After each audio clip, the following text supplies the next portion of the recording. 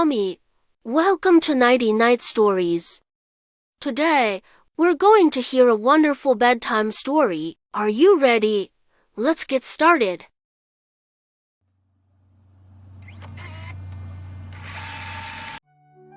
The Whispering Windmill. Once upon a time, in a quiet village surrounded by golden fields, there stood an old windmill on a little hill. The windmill was unlike any other. It was said to whisper secrets to those who would listen closely. The blades of the windmill turned gently in the wind, creating a soft, soothing hum that the villagers loved. Inside the windmill lived an elderly miller named Grandpa Thomas and his granddaughter, Lily. Grandpa Thomas had been the miller for as long as anyone could remember, and Lily loved spending her days with him, listening to the soft whir of the windmill and the gentle murmurs of the wind. One sunny afternoon, as Lily sat by the windmill, she heard something peculiar. The windmill wasn't just humming, it was whispering softly, almost as if it was trying to tell her something. She leaned closer and, with a giggle, tried to make sense of the whispers. "Lily, listen, adventure, waiting," the windmill seemed to say in its soft, mysterious voice. Lily's eyes widened in excitement. "Grandpa, did you hear that? The windmill is talking to me," she exclaimed, her face glowing with curiosity. Grandpa Thomas chuckled, his eyes twinkling. "Ah, Lily, the windmill has seen many things. It knows secrets that the wind carries from far away. Maybe it's telling you to go on an adventure." Lily nodded eagerly. She loved adventures, especially the kind that involved solving mysteries. She grabbed her little satchel, put on her favorite hat, and set off down the hill, her heart pounding with excitement. As she walked through the village, she noticed something strange. The animals were all looking toward the windmill, as if they, too, could hear the whispers. The ducks in the pond quacked in agreement, the cats on the rooftops purred contentedly, and even the cows seemed to nod their heads as if they understood. Lily followed the whispers, which led her beyond the village and into the meadow where wildflowers bloomed in a riot of colors. She saw a path she had never noticed before, winding through the tall grasses and leading toward the edge of the forest. The windmill's voice grew stronger, urging her forward. "Lily, follow the path, find the key, unlock the secret," the windmill's whisper echoed in her ears. Lily's heart raced. A key? A secret? She couldn't wait to find out more. As she ventured deeper, she found an old wooden chest hidden among the roots of a massive oak tree. The chest was dusty and covered in vines, and its lock was rusty and old. "I need a key," Lily whispered to herself, remembering the windmill's words. Just as she was about to search for the key, a little squirrel appeared, chattering excitedly. It scurried around Lily's feet, twitching its tail and pointing toward a pile of acorns. Among the acorns, Lily spotted something shiny, a tiny, ornate key. "Is this what I need, little squirrel?" Lily asked, picking up the key. The squirrel nodded eagerly, as if it had been waiting for her all along. Lily took the key and inserted it into the lock of the chest. With a soft click, the chest opened, revealing a beautiful, shimmering stone that glowed like the sun. It was warm to the touch, and as soon as Lily picked it up, she heard the windmill's voice once more, louder and clearer than ever. "You have found the heart of the wind. Place it in the windmill, and all will be revealed." With the stone in hand, Lily ran back to the windmill as fast as her legs could carry her. She climbed the creaky wooden steps up to the top, where she found a small, round hole in the center of the mill. It was the perfect fit for the stone. As she placed the heart of the wind into the windmill, the entire structure began to glow softly. The windmill spun faster and faster, and the whispers turned into a joyous song that filled the village. The wind picked up, spreading the music far and wide, carrying happiness and warmth to everyone who heard it. Grandpa Thomas smiled proudly. The windmill's heart has been restored, thanks to you, Lily. Now its magic will watch over our village, keeping it safe and full of joy. Lily beamed with pride. She had uncovered the windmill's secret, and the village would never be the same. From that day on, the windmill's whispers were no longer just faint murmurs, they were songs of hope, happiness, and adventure. And so, the windmill continued to spin, whispering its secrets to anyone brave enough to listen, while Lily looked forward to the next adventure that awaited her. The Little Red Squirrel's Secret Stash. In a beautiful forest filled with tall, whispering trees and vibrant flowers, there lived a little red squirrel named Nighty. Nighty was the smallest in his family, with a fluffy tail and bright, curious eyes. He loved to scurry around, exploring every nook and cranny of the forest. But there was one thing Nighty loved more than anything else: acorns. Nighty had a secret. He was the best acorn collector in the whole forest. Every day, he would sneak away to his special spot, a hidden nook in a big old tree, where he kept his precious stash. No one knew about Nighty's secret hideout, not even his best friends, Chippy the Chipmunk and Whiskers the Rabbit. One crisp autumn morning, Nighty woke up to a surprise. The forest floor was covered in acorns, the biggest and shiniest he had ever seen. Nighty's eyes sparkled with excitement as he gathered as many acorns as his little paws could carry. He hurried back and forth, stacking his treasure high in his secret nook. But as Nighty piled acorn after acorn, he noticed something strange. The more acorns he collected, the emptier the forest floor seemed to get. Chippy and Whiskers, who also loved collecting nuts, were starting to look worried. "We can't find any acorns, Nighty," Chippy said, scratching his head. "It's like they all disappeared overnight." Nighty glanced at his overflowing stash and felt a pang of guilt. He hadn't meant to take all the acorns, he just loved collecting them so much.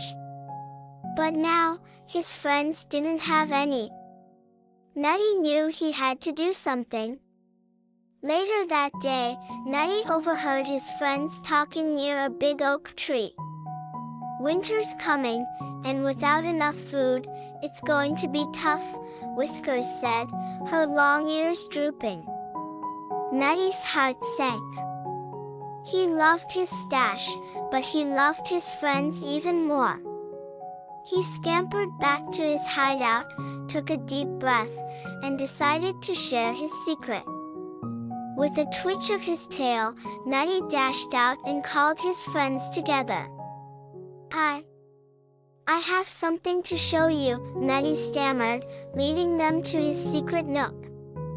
Chippy and Whiskers gasped when they saw the mountain of acorns. "Nighty, this is amazing!" Chippy exclaimed. "But why didn't you tell us?" Nighty hung his head. "I just got so excited. I didn't realize I was taking too much. I'm sorry." Whiskers smiled kindly and put a paw on Nighty's shoulder. "It's okay, Nighty. Thank you for sharing." Together, the three friends gathered the acorns and spread them out across the forest, making sure every animal had enough to last through the winter. They hid little piles under bushes, inside hollow logs, and even tucked a few under big rocks. When they finished, Nighty felt lighter than he had in days. His secret stash was smaller now, but his heart was full. He had learned that sharing made everything better, especially when it came to friends. As winter arrived, Nighty, Chippy, and Whiskers snuggled in their warm nests, their bellies full of tasty acorns. The forest was quiet, blanketed in soft snow, but Nighty's heart was warm, knowing he had done the right thing. And every time he nibbled on an acorn, he remembered that the best treasures are the ones you share. Bumblebee's Big Adventure. In a vibrant meadow filled with colorful wildflowers, there lived a little bumblebee named Buzz. Buzz had bright yellow stripes and tiny wings that buzzed loudly whenever he flew. He loved exploring the meadow, gathering nectar, and meeting his insect friends. But Buzz had never ventured far beyond the familiar flowers, as he was afraid of what lay beyond the meadow's edge. One sunny morning, Buzz was buzzing happily from flower to flower when he overheard a conversation between two butterflies. They were fluttering excitedly, talking about a magical garden on the other side of the meadow, filled with flowers that shone like jewels in the sun. "I wish I could see those flowers," Buzz whispered to himself. His wings trembled with excitement and a bit of fear. Could he fly that far? What if he got lost? Determined to be brave, Buzz decided that today was the day he would leave the meadow and explore the world beyond. He flapped his wings, took a deep breath, and set off on his big adventure. As Buzz flew further than he ever had before, he passed over tall sunflowers that waved in the gentle breeze and fields of dandelions that danced in the wind. The world seemed so much bigger than he had imagined. Buzz marveled at the different plants and insects he had never seen before. But soon, the meadow was far behind, and Buzz found himself in a place he had never been, the forest. The trees were tall and dark, and the flowers were few and far between. Buzz's heart began to race. Everything looked unfamiliar, and he started to doubt his decision. Just as he was about to turn back, Buzz spotted a glimmer of bright colors ahead. It was the magical garden the butterflies had talked about. The flowers were unlike anything Buzz had ever seen. Some were blue as the sky, others sparkled like diamonds, and the air was filled with the sweet scent of nectar. Buzz couldn't believe his eyes. He had never tasted nectar so delicious. As he buzzed from one flower to the next, he realized that his fear had kept him from experiencing something truly wonderful. While exploring the garden, Buzz made new friends, a wise old ladybug, a cheerful grasshopper, and a friendly caterpillar who was preparing to become a butterfly. They all welcomed Buzz and showed him the secret spots of the garden. Buzz felt his confidence growing with every wing beat. But as the sun began to set, Buzz knew it was time to go home. He thanked his new friends and started the journey back to his meadow. This time, the forest didn't seem as scary. Buzz remembered the beautiful garden and the kind insects he had met, and he knew that exploring new places wasn't something to fear but to embrace. Buzz finally reached the familiar flowers of his meadow, where his friends were waiting for him. They cheered as he told them all about the magical garden and the incredible flowers he had found. From that day on, Buzz was known as the bravest little bumblebee in the meadow.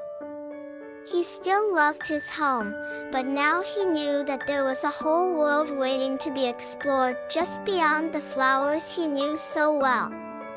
Buzz's adventure reminded everyone that sometimes you have to fly beyond what's familiar to find the most beautiful places. And with a little courage, even the smallest bee can have the biggest adventure. The Kindhearted Dragon. Once upon a time, in a land far beyond the tallest mountains and deepest seas, there lived a dragon named Ember. Unlike other dragons who were known for their fierce looks and fiery breath, Ember was kind-hearted and gentle. His shimmering green scales sparkled under the sunlight, and his big, golden eyes always showed warmth and friendliness. But because of his appearance, the villagers who lived nearby were terrified of him, believing he was like all the other dragons they had heard about in legends. Ember lived in a cozy cave on the side of a mountain, surrounded by wildflowers and tall, swaying trees. He spent his days tending to his garden, planting bright flowers and caring for the animals that often visited him. Despite his gentle nature, Ember felt lonely because no one dared to come near him. One day, a terrible drought struck the village. The rivers dried up, crops withered, and the villagers were desperate for water. They heard of a magical lake high up in the mountains that never dried up, no matter the season.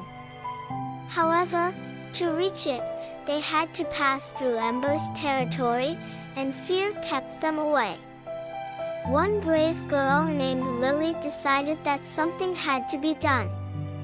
She knew the stories about the dragon, but she believed that the tales might not be true.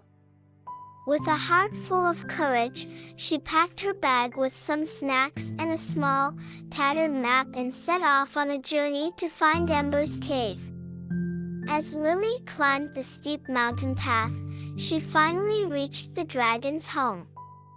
Ember was tending to his flowers when he noticed her approach. He quickly hid behind a tree, trying not to scare her, but his large frame made it impossible. Lily stepped forward, her voice trembling but determined. "Hello, Mr. Dragon.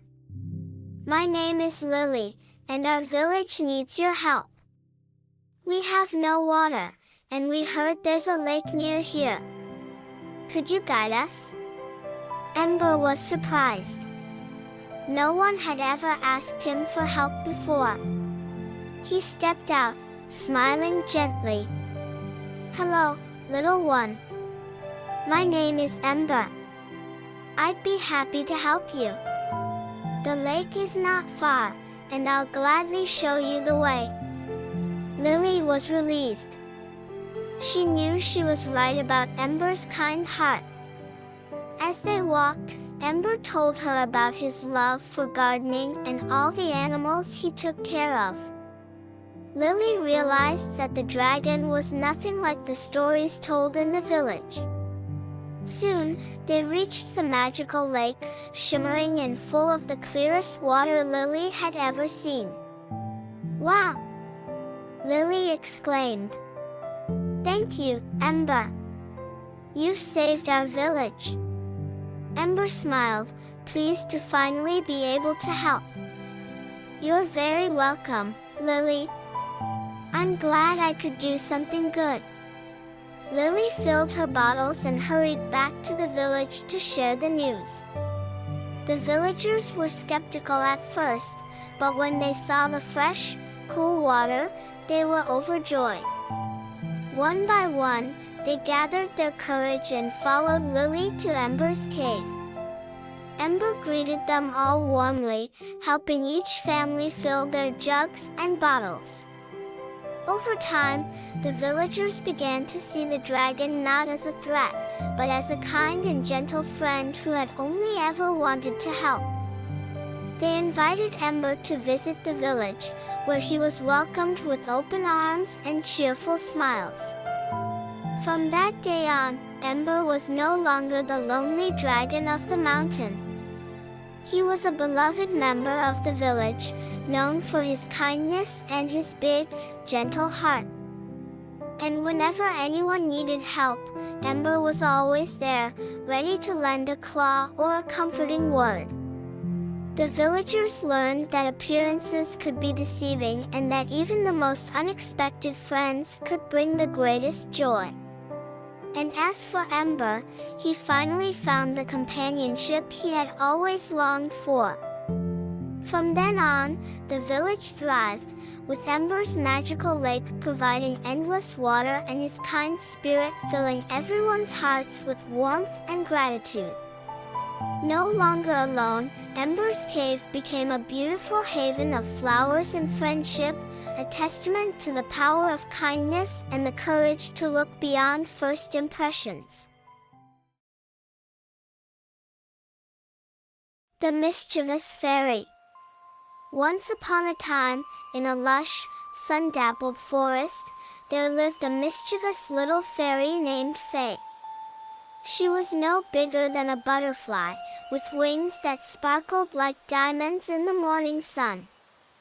Fay loved to play tricks on the animals of the forest, not out of malice, but simply because she adored laughter and fun. One morning, as the dew still clung to the leaves, Fay fluttered around, looking for her next bit of mischief. She spotted a sleepy hedgehog, curled into a tight ball. With a cheeky grin, Fay tapped the hedgehog's nose with her wand, making all his quills turn into colorful feathers. The hedgehog woke up, blinked sleepily, and then stared at his bright, fluffy feathers in shock. He tried to curl back into a ball, but the feathers just puffed out, making him look more like a fuzzy pom-pom than a prickly hedgehog.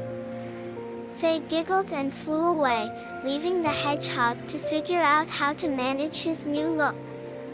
Next, she found a pair of squirrels arguing over a particularly large acorn. Fay waved her wand, and the acorn suddenly sprouted tiny legs and started dancing away. The squirrels stopped arguing, watching in disbelief as their prized acorn wiggled into the bushes. They chased after it, giggling despite themselves. Fay laughed from her hiding spot in the trees. She loved turning quarrels into games. As the day went on, Fay continued her playful pranks. She made the bees buzz in funny patterns, tickled the fish in the stream, and even turned a mushroom into a bouncing ball for a family of rabbits. The forest was alive with laughter, and Fay was delighted.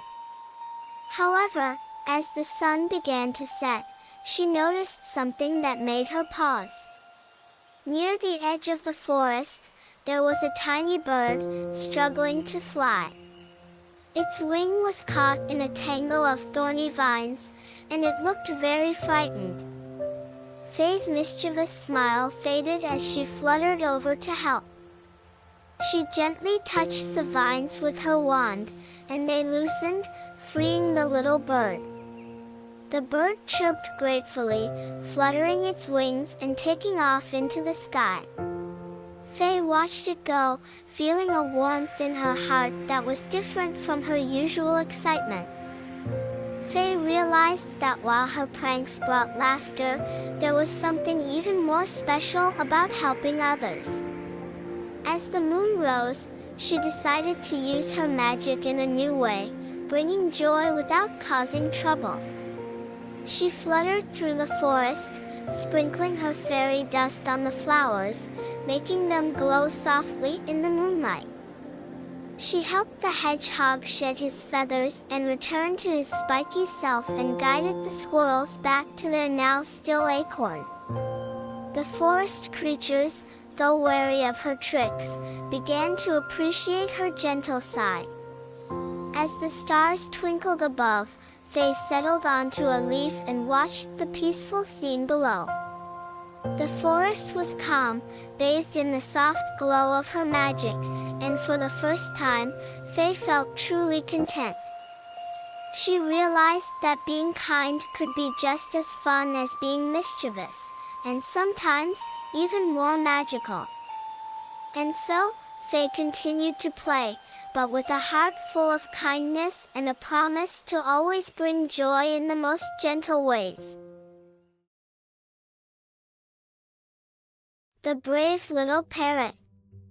In a lush, vibrant rainforest, where the canopy formed a ceiling of green and the air was filled with the chatter of birds and animals, lived a little parrot named Pico. Pico was a small, bright green parrot with a splash of red on his wings and a beak that curved like a cheerful smile. Unlike the other parrots who flew high above the trees, Pico always stayed near the ground. He loved the forest floor, where he could hop between the roots of the great trees, talk to the bugs, and munch on fallen fruit. But Pico had one fear that kept him grounded: flying too high. His wings were strong, but the thought of soaring above the treetops made his heart flutter in his chest. He loved the safety of the lower branches and the comfort of the cool, shady forest floor. The sky seemed too big, too open, and the world below looked so far away. One sunny morning, as Pico was pecking at a juicy mango that had fallen, he heard a commotion above. The rainforest was usually a noisy place, but this was different. Panicked squawks and cries filled the air. Pico looked up to see the flock of parrots fluttering frantically. "Pico! Pico!" squawked his friend Zara, a bright blue parrot who always flew the highest. "There's a fire on the far side of the forest. We need to warn everyone." Pico's heart thudded.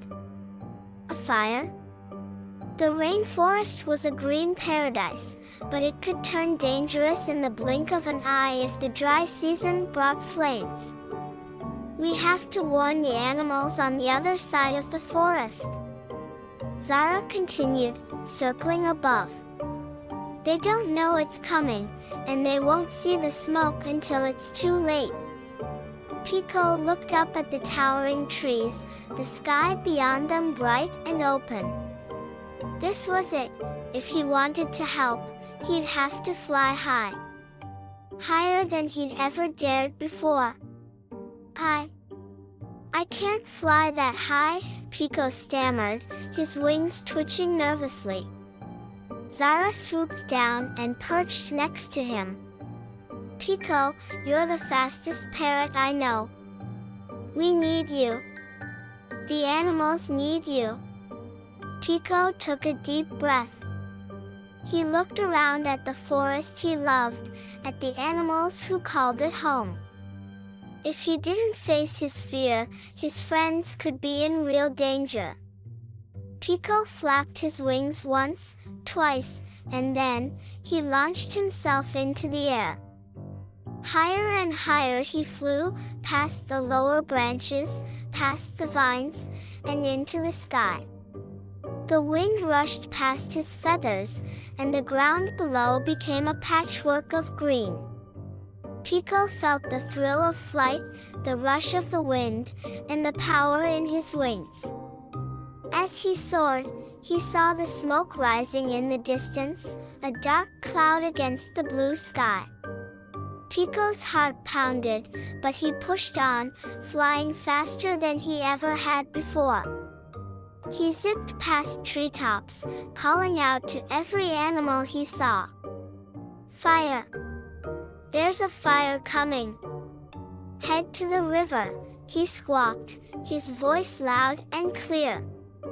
Monkeys scrambled, birds took flight, and ground animals scampered toward safety. Pico didn't stop until he had warned every creature he could find. Finally, exhausted but triumphant, he circled back and returned to the flock.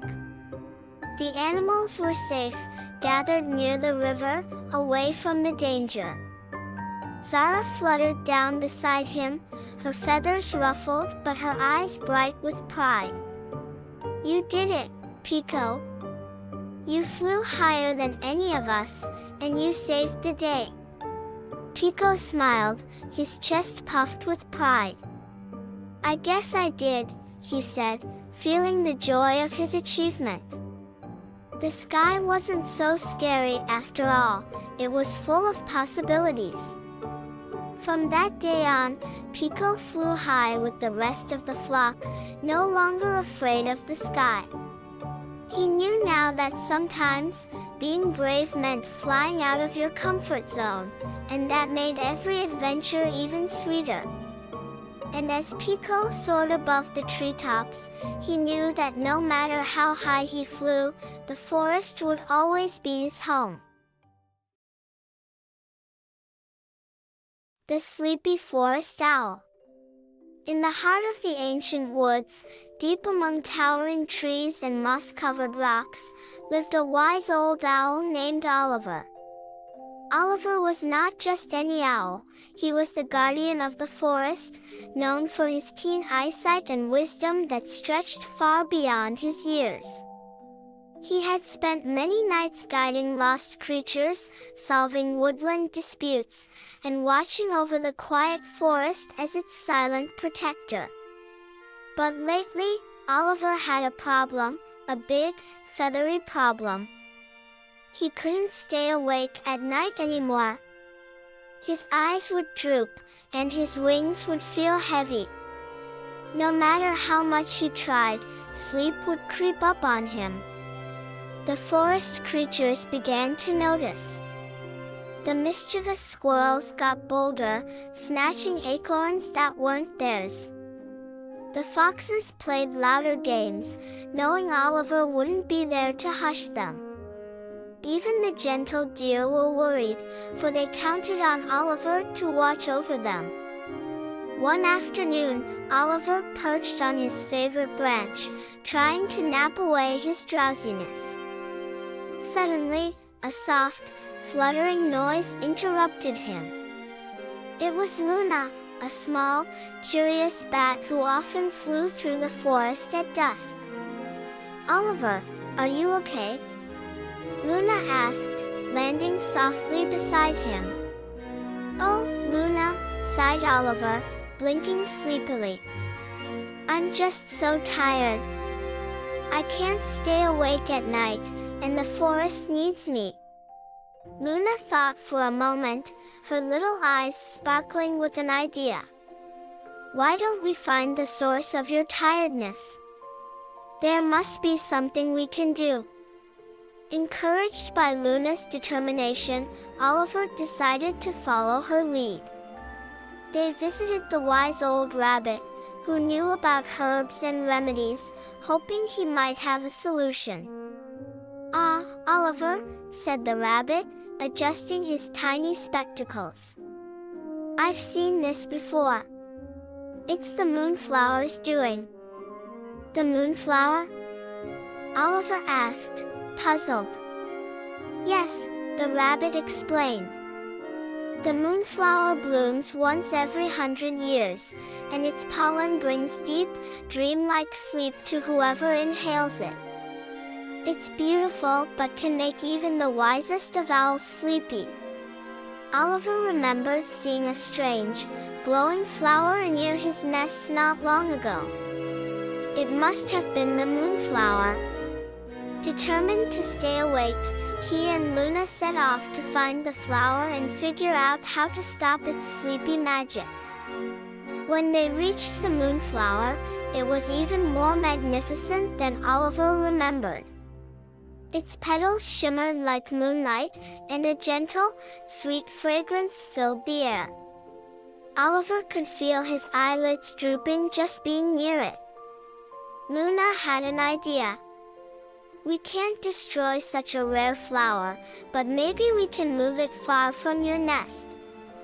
Using all their strength, Oliver and Luna worked together, carefully picking the moonflower. They carried it far, to the other side of the forest, where its magical pollen wouldn't reach Oliver's nest. With the moonflower gone, Oliver immediately felt more awake. He flapped his wings and blinked his big eyes, feeling the sharpness of his sight return. That night, as the forest settled into its quiet rhythm, Oliver was wide awake, ready to protect his home once more. He hooted softly, a signal to the forest that the guardian was back. The squirrels scampered quietly back to their nests, the foxes played softer games, and the deer relaxed, knowing Oliver was watching over them again. From that day on, Oliver and Luna became close friends. Whenever Oliver felt sleepy, Luna would remind him of the adventure they shared and the importance of staying alert. The forest returned to its peaceful nights, all thanks to the sleepy owl who found his wakefulness and the little bat who believed in him. Oliver continued his duty, wiser and more watchful than ever, knowing that sometimes even the wisest of creatures need a little help, and a good friend to keep them on track. The Lost Kitten and the Magic Bell. In a quiet town nestled between rolling hills and sparkling streams, there lived a curious kitten named Whiskers. Whiskers was a tiny, fluffy kitten with soft, gray fur and the most beautiful blue eyes that twinkled like the stars. He was always wandering off to explore, whether it was chasing butterflies, climbing trees, or sneaking into the neighbor's garden to watch the fish swim in the pond. One sunny morning, Whiskers noticed something shiny glimmering in the bushes near his home. His little heart leaped with excitement. What could that be, he thought, his paws already taking him closer to the source of the sparkle.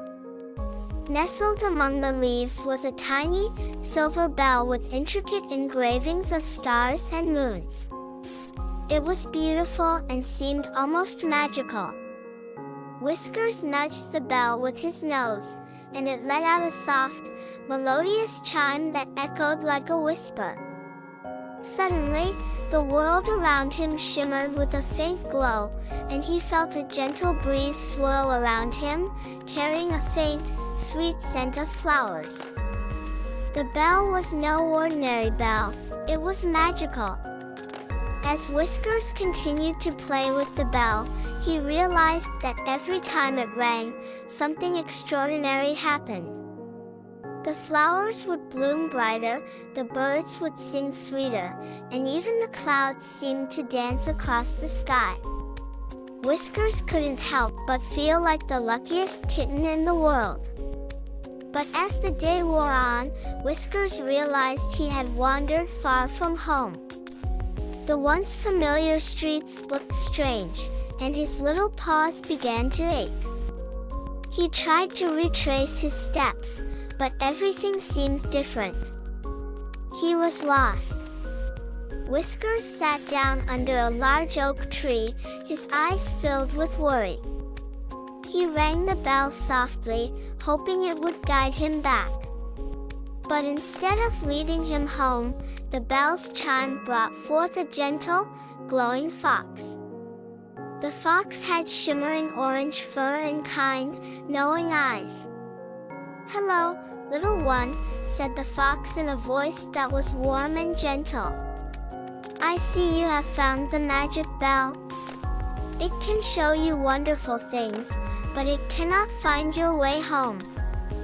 However, I can help you."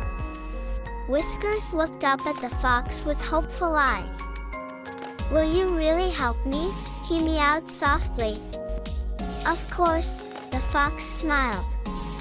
"But first, we must do something in return for the bell's magic. The bell belongs to the Moonlight Garden, a place where all things magical are born. It must be returned there before sundown, or its magic will fade, and you'll never find your way home." Without hesitation, Whiskers agreed. Together, they set off towards the Moonlight Garden. The journey was filled with wonders: flowers that glowed in the dark, streams that sang like gentle lullabies, and trees that whispered secrets of the night. Whiskers felt both amazed and humbled by the magical world hidden so close to his town. Finally, they reached the Moonlight Garden. In the center was a beautiful tree with silvery leaves that sparkled like diamonds under the moonlight. The fox carefully placed the bell on a low-hanging branch, and the tree glowed brighter, its leaves rustling in gratitude. "Thank you, little one," the fox said, nodding at Whiskers. "Now, close your eyes and listen to the bell's song." Whiskers closed his eyes, and as the bell chimed one last time, he felt a warm, gentle breeze lift him off the ground. When he opened his eyes, he was back in his cozy little garden at home. The sun was just beginning to set, and the familiar sounds of his neighborhood surrounded him. Whiskers purred in relief. He looked around, but the bell and the fox were nowhere to be seen. He would never forget his magical adventure or the kind fox who had helped him find his way home. As he curled up in his favorite spot, he knew that sometimes, even the smallest of treasures could lead to the grandest of adventures. And with a heart full of gratitude, Whiskers closed his eyes, dreaming of the Moonlight Garden and its magical bell. The Wishing Fish. Once upon a time, in a quaint little village nestled near the sparkling sea, lived a boy named Toby. Toby was known for his boundless imagination and love for the ocean. Every day, he would sit by the shore, watching the waves crash and listening to the whispers of the sea breeze. But there was something special Toby secretly wished for, a friend who understood his dreams. One sunny morning, as Toby explored the rocky tide pools, he spotted something unusual, a small fish shimmering in the sunlight. It wasn't an ordinary fish. Its scales gleamed like a rainbow, and its eyes sparkled with a magical glow.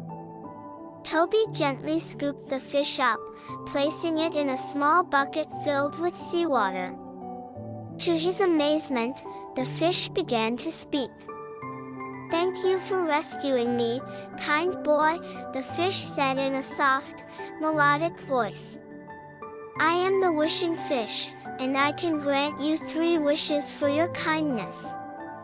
Toby's eyes widened in disbelief.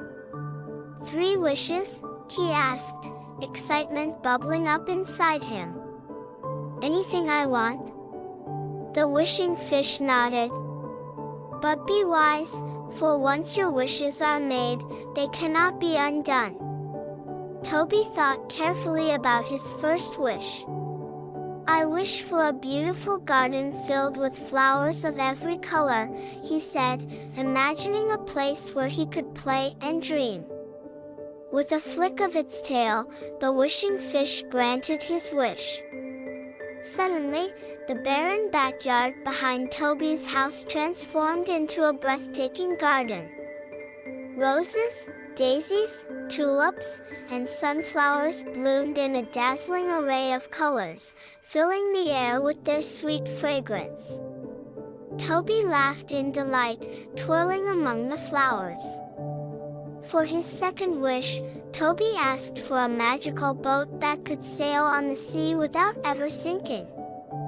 In an instant, a magnificent little boat appeared by the shore, painted in shades of blue and gold. It glided over the water with ease, sparkling under the sun. Toby spent days sailing across the waves, exploring hidden coves and tiny islands he had only dreamed of visiting. But deep down, he still felt a little lonely. Finally, Toby made his third wish. "I wish for a friend who understands my dreams and adventures," he said softly, hoping to find someone who shared his love for the sea and imagination. The wishing fish flicked its tail one last time, and a friendly seal popped up beside Toby's boat. The seal had bright, curious eyes and a playful spirit. It barked joyfully, flipping and splashing in the water, inviting Toby to join in the fun. Toby and the seal, whom he named Splash, became inseparable. They spent their days exploring the ocean together, discovering new wonders every day. Splash could always make Toby laugh, and Toby loved sharing his dreams and stories with his new friend. One day, as Toby and Splash played in the magical garden, the wishing fish appeared once more. "You have used your wishes wisely, Toby," it said with a warm smile. "But remember, true magic is found in the joy of friendship and the wonders around you." Toby thanked the wishing fish, realizing that his wishes had led him to something even more valuable than he had imagined. With Splash by his side, every day was a new adventure, and every dream felt possible. As the sun dipped below the horizon, painting the sky in hues of pink and gold, Toby and Splash watched the waves together, knowing that the best adventures were yet to come. And from that day on, Toby never felt alone again. The Night of the Shooting Stars. In a quiet little village nestled between rolling hills, the sky was darker than it had ever been. Every year, the villagers eagerly awaited a special night, the night when the sky would light up with shooting stars. They called it the Night of the Shooting Stars, and it was believed that if you made a wish upon a fallen star, your dream would come true. Little Lila, a bright-eyed girl with wild, curly hair, had been counting down the days for this magical event. She had a special wish in her heart, one that she hoped the stars would grant. As the sun dipped below the horizon, she pulled on her warmest sweater, grabbed her old but beloved telescope, and dashed out of the house with her dog, Sparky, by her side. The villagers had gathered at the top of the hill, spreading out blankets and setting up small picnics. Lila found her favorite spot, a little clearing under an ancient oak tree. She set up her telescope, aiming it toward the sky. Sparky sat beside her, wagging his tail, ready for the night's wonders. As the first stars began to twinkle, the village elder, a wise old man named Mr. Whitley, began to tell stories about the shooting stars. He spoke of how the stars were messengers of the sky, carrying wishes from earth to the heavens. Lila listened intently, clutching her telescope tightly, her heart full of hope. Suddenly, the first star shot across the sky, leaving a sparkling trail behind it. The crowd gasped in awe. Lila squeezed her eyes shut and whispered her wish, "I wish to have an adventure as big as the sky." One by one, the stars streaked across the dark canvas, each one more brilliant than the last. As Lila watched, she noticed something peculiar through her telescope. One star was behaving differently. It wasn't just falling, It was swirling and dancing, twinkling in colors she had never seen before. Lila pointed it out to Sparky. "Look, Sparky, that one's special," she exclaimed. The star seemed to be moving closer, and as it did, it transformed into a shimmering ball of light that floated gently down to the hilltop, landing right in front of Lila and Sparky. The villagers watched in amazement as the glowing light slowly faded, revealing a tiny, glowing creature, a star sprite. The sprite was no bigger than a hummingbird, with wings that sparkled like diamonds and eyes that shone like the moon. "Hello, little one," the sprite said in a soft, musical voice. "I am Stella, the guardian of the shooting stars. I heard your wish, Lila, and I am here to help you find your adventure." Lila's eyes widened in delight. "An adventure? Really?" she asked, barely able to contain her excitement. "Yes," Stella replied, fluttering around Lila and Sparky. "But adventures don't always come in the way you expect. Sometimes, they find you when you least expect them." With a gentle wave of her tiny hand, Stella sprinkled a trail of stardust in the air. In an instant, Lila, Sparky, and the sprite were lifted off the ground, soaring through the night sky. They flew over mountains, oceans, and cities, each view more breathtaking than the last. They played hide-and-seek among the clouds, danced with the northern lights, and rode on the tails of comets. Lila's heart was full of joy as she saw the world from above. She realized that the adventure she had wished for was not just about traveling far, but experiencing the magic that lay beyond her small village. After what felt like hours but could have been mere moments, they gently floated back to the hilltop. Lila looked around. Everything was just as it had been, but she felt different. She was brimming with stories and memories that would last forever. "Thank you, Stella," Lila said, her voice filled with gratitude. "This was the best adventure I could have ever dreamed of." Stella smiled. "Remember, Lila, the magic of adventure is not in the stars but in your heart. Whenever you look up at the sky, know that there's always more to discover." With that, Stella rose back into the sky, becoming a twinkling star once more. The shooting stars continued to streak across the night, each one a reminder of the endless possibilities that awaited. As the last of the stars faded and the villagers began to pack up, Lila hugged Sparky close. She didn't just feel like a girl from a small village anymore, she felt like an explorer of the skies, with dreams as vast as the universe itself. "Come on, Sparky," she said with a smile. "Let's go home and dream of the next adventure." It looks like our little one has already drifted off to dreamland. May your dreams be filled with joy and adventure.